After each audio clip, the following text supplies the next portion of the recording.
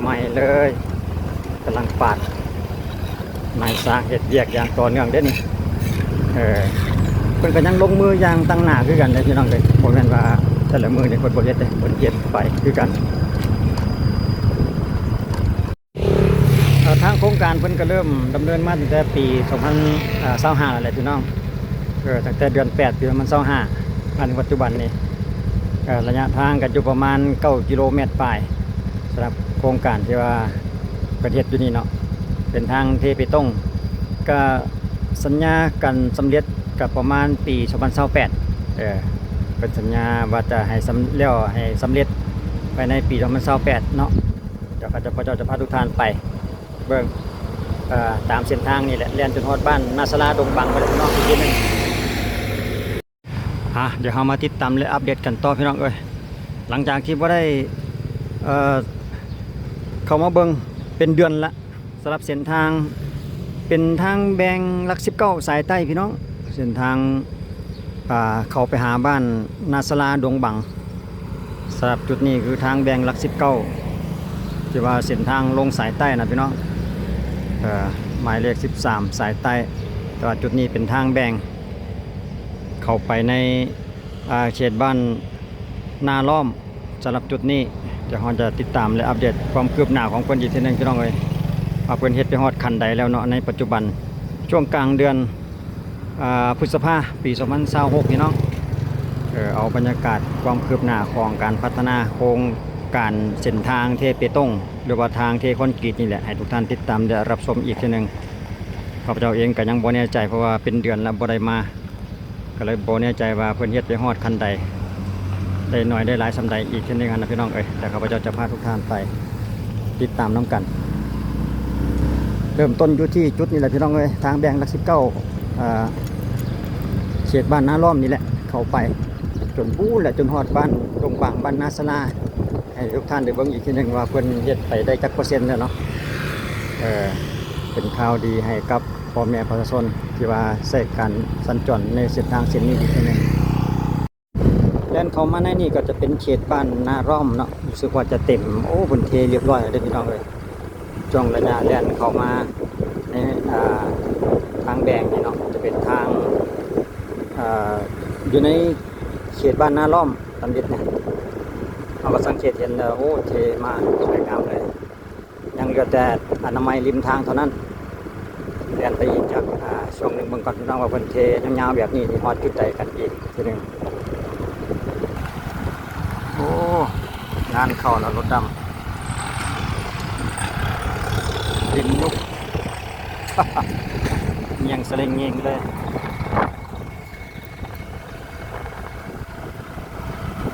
อยู่เขตบ้านนาล้อมจากโรงงานที่น้องไปทางใหญ่ลมแรงก็เริ่มมีตลาดริมทางเลยนะพี่น้องดูเขตนี่มีขายผักขายอาหารสดต่างๆมีความเจริญเข้ามาหลายแล้วหนทางดีพี่น้องเส้นทางสะดวกสบายเลยก็อะไรก็ดีไปนำนี่รู้สึกว่าจะเป็นวงงานใดหนึ่งแหละพี่น้องติดป้ายรับสมัครอยู่จุดทางด้านหน้าใกล้จะทำการเปิด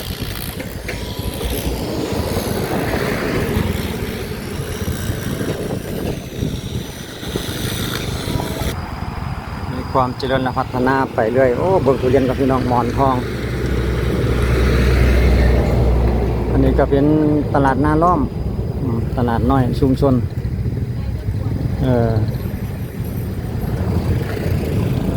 ตอนนี้ยังเป็นตลาดน้อยอยู่แต่ว่าต่อไปวันนี้อาจจะขยับขยายแล้วก็เพิ่มเติมไปเรื่อยทางดีทางงามแล้วอันใดก็สบายคือว่าอะไรพี่น้องอยู่ในช่วงระหว่างการเร่งรัดพัฒนาพี่น้องสปป.ลาวนี่หลายเส้นหลายสายในขอบเขตเมืองไซธานีมาถึงจุดนี้เลยได้พี่น้องยาวทั้งแถบเลย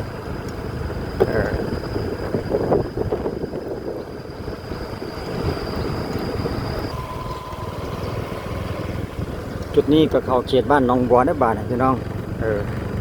หลังจากบ้านนาล้อมแล้วก็ต่อมาจะเป็นบ้านเขตบ้านหนองบัวมาถึงจุดนี้แล้วเส้นทางที่คอนกรีตเท่านะนี่ กำลังเทไปใหม่ๆเป็นก็เสือกฟางนี่เองไว้ซะก่อนเพื่อกันบ่ให้รถใหญ่แล่นพี่น้องรถน้อยๆแล่นได้อยู่หรอก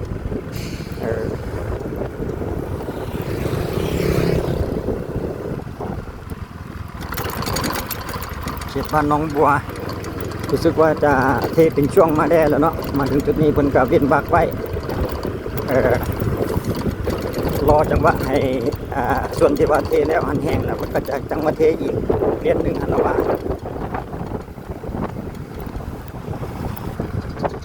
ลักษณะการเทเต็มนาทางแบบนี้เนี่ยถือว่ามายาวมาทั้ง2หมู่บ้านแล้วพี่น้องมาตั้งแต่บ้านนาล้อมไปเลยมาถึงจุดบ้านน้องบัวนี่รู้สึกว่าจะเต็ม2ฝั่งข้างเลยเต็มทั้ง2เลนเลยครับถือว่าอำนวยความสะดวกให้แก่การสัญจรเป็นอย่างยิ่งเลยแหละ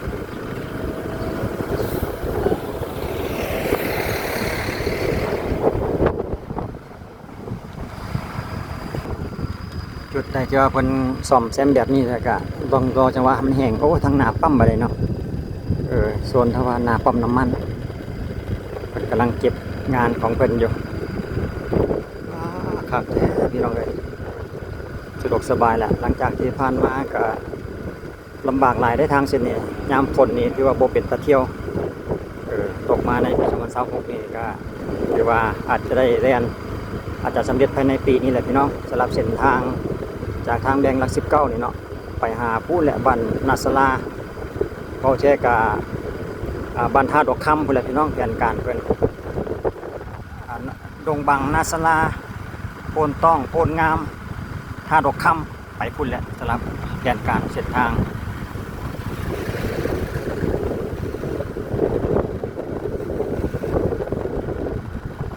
นี่จุดนี้เพิ่นกะเทใหม่ๆเพราะท่านในแห้งรอจังหวะมันแห้งแล้วเพิ่นก็จะเปิดให้เลียนแล้วก็จังเอาเสือกฟางนี่ออกเนาะ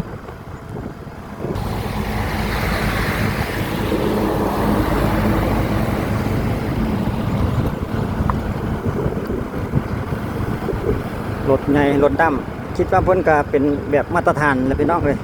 ทางเทคอนกรีตนี่เนาะความหนาก็ประมาณ20ปลายเซนพุ่นแหละ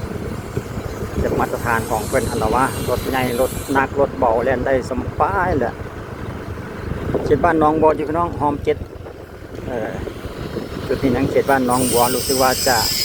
เต็ม2ฝากข้างเลยสำหรับทางเทคอนกรีต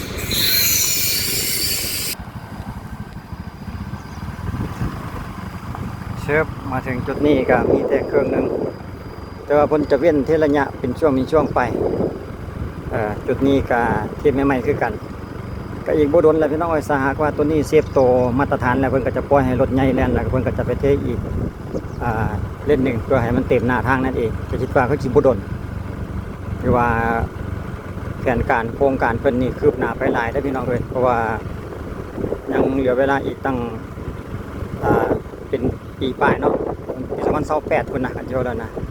ยังอีกเป็นเวลาตั้งปีปลายก็ขอสุ่มเชยทางบริษัทผู้รับเหมาโอ้ทางหน้ารถติดโอ้สงสัยกำลังเทแมนแท้พี่น้องเลย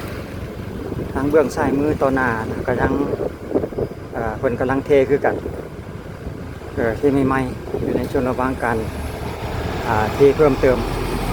ไปเรื่อยวัฒนธรรมปูนกำลังปาดหน้าปูนอยู่เขตบ้านน้องบัวพี่น้องจุดนี้นะ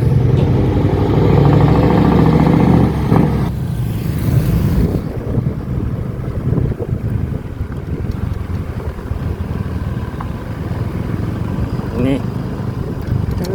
ผักหลายพี่น้องใหม่ๆเลยกำลังปาดนายสร้างเห็ดเบียกอย่างต่อเนื่องเด้นี่เป็นกันยังลงมืออย่างตั้งหน้าคือกันเลยพี่น้องเลยโมเมนต์ว่าแต่ละมือเนี่ยคนโปรเจกต์เลยคนเก็บไปคือกัน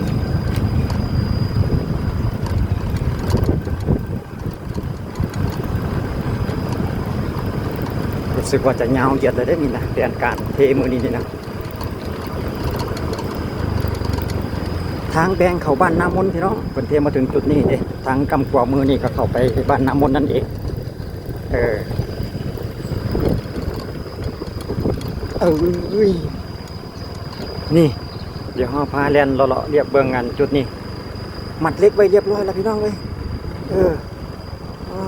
คักหลายอีกบ่โดนพี่น้องอีกประมาณมื้อหนึงหรือ2มื้อนี่ต้องสำเร็จสำหรับงานเท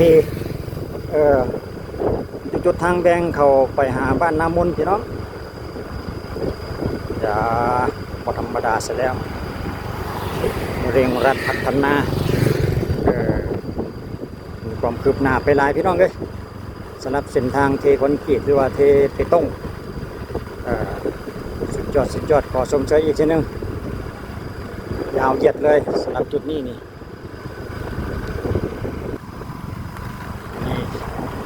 มาจนฮอดจุดที่ว่าเช่นแดดบ้านนาสลาเลยนะนี่สำหรับเพิ่นกำลังเขาแบบมัดเล็กไว้ขนาดเนาะเป็นทางเบตงเสริมเล็กนี่ป้ายบ้านนาสลาเพิ่นอยู่จุดนี้พี่น้องเอ้ยกายนี่ไปกาเขตบ้านนาสลาโอ้ไปเบิ่งทางหน้าก่อนเขตบ้านนาสลานี่ก็เทเต็มสองฝาข้างคือกันแล้วเด้อเป็นบางจุด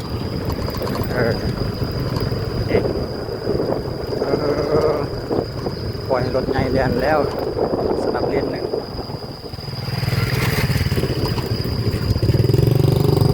นี่ส่วนที่ว่าบนยังเทใหม่ๆหันกับเสือกฟังนิ่งไว้เขตบ้านนาสลาเมืองไซธานีเอานี่แหละพี่น้องนี่มาถึงจุดนี้เพิ่นก็จะเทสลับกันน้อยหนึ่งว่าสั้นต่อไปเพื่อให้มันมีช่วงที่ว่าลีกกันเวลาเพิ่นเทนั่นเองเนาะเพิ่นก็จะเทลักษณะว่าจงไว้เว้นวรรคไว้แต่ก็เป็นเทคนิคของเพิ่นนั่นเอง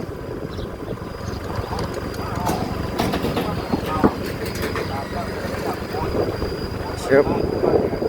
ข้าวเลยเนาะกำลังเทใหม่ทางด้านหน้าเพิ่นก็ปูเล็กไปอีกนะนี่ทางหน้าปั๊มน้ำมันพี่เนาะดิมัดเล็กไว้เรียบร้อยแล้วไอ้จ้าสุดยอดเลยเขตบ้านนาสราพี่เนาะนาสราดงบัง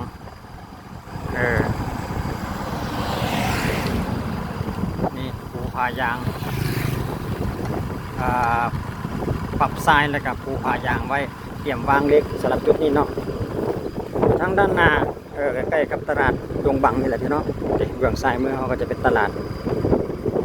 ดงบังเพื่อนมาถึงจุดนี้แล้วได้ทางเป็น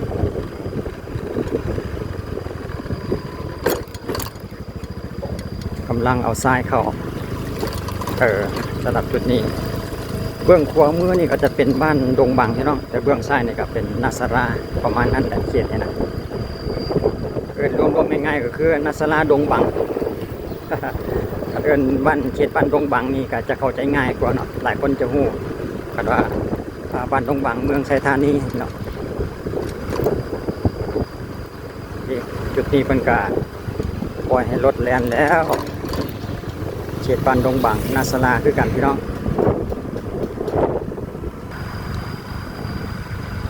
ก็ติดตามความคืบหน้าให้ทุกท่านได้ฮู้ได้เบิ่งน้ำกันพี่น้องเลยในปัจจุบันช่วงกลางเดือนพฤษภาคมปี2026การพัฒนาสปป.ลาวนี่กับไปหน้าเรื่อยๆอยู่คือกันพี่น้องเลยเกิดว่ามี FC บางท่านอยากรู้จักเนาะทางเส้นนั้นเป็นจังได๋น้อจังซี่นะเพราะว่าบางท่านอาจจะเป็นเวลาโดนแล้วบ่ได้ผ่านมาทางเส้นนี้หั่นนะข้าพเจ้าก็เลยมีเวลาก็เลยมาอัปเดตให้ทุกท่านได้เบิ่งอีกทีนึงสรุปแล้วก็ดังที่ผ่านมาแล้วพี่น้องเอ้ยคนเทมาได้หลายเปอร์เซ็นต์สมควรแล้วเด้อำนวยความสะดวกให้กับรถราหลายเพราะว่ารู้สึกว่าก่อนที่จะฮอดฤดูฝนเต็มตัวนะก็ถือว่าบ่มีปัญหาถือว่าบางจุดที่ว่าเพิ่นยังเฮ็ดบ่ทันแล้วแบบนี้นี่ก็มันก็บ่ได้ลำบากบ่ได้ยากแล้วนะบ่ได้มีขุมมันก็เรียบเพิ่นเฮ็ดเรียบอยู่หั่นน่ะแล่นง่ายตั้งแต่ว่าต้องบางจังหวะอาจต้องได้รอจังหวะส่วนกันซื่อๆเนาะสำหรับบางจุด จะเป็นลักษณะนี้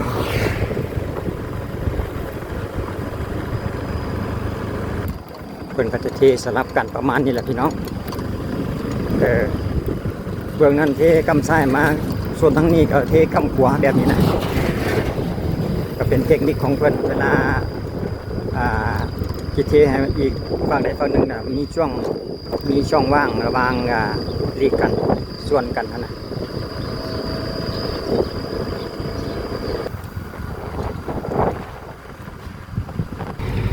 สรุปแล้วก็มาถึงจุดนี้พี่น้องเขตบ้านนาสลาดงบังนี่แหละถือว่าทางเท